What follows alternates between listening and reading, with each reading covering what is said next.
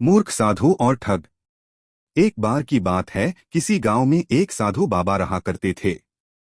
पूरे गांव में वह अकेले साधु थे जिन्हें पूरे गांव से कुछ न कुछ दान में मिलता रहता था। दान के लालच में उन्होंने गांव में किसी दूसरे साधु को नहीं रहने दिया और अगर कोई आ जाता था तो उन्हें किसी भी प्रकार से गांव से भगा देते थे। इस प्रकार उनके पास बहुत सारा धन इकट्ठा हो गया था। वहीं एक ठग की नजर कई दिनों से साधु बाबा के धन पर थी। वह किसी भी प्रकार से उस धन को हड़पना चाहता था। उसने योजना बनाई और एक विद्यार्थी का रूप बनाकर साधु के पास पहुंच गया। उसने साधु से अपना शिष्य बनाने का आग्रह किया। पहले तो साधु ने मना किया, लेकिन फिर थोड़ी देर बाद मान गए और ठग को अपना शिष्य बना लिया। ठग साधु के साथ ही मंदिर में रहने लगा और साधु की सेवा के साथ साथ मंदिर की देखभाल भी करने लगा। ठग की सेवा ने साधु को खुश कर दिया, लेकिन फिर भी वह ठग पर पूरी तरह विश्वास नहीं कर पाया।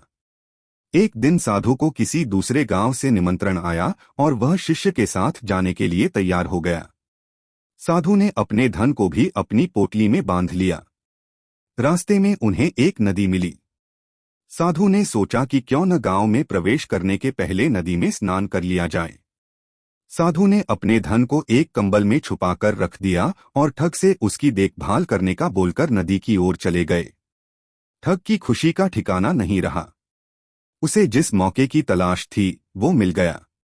जैसे ही साधु ने नदी में डुबकी लगाई, ठग सारा सामान लेकर भाग खड़ा हुआ।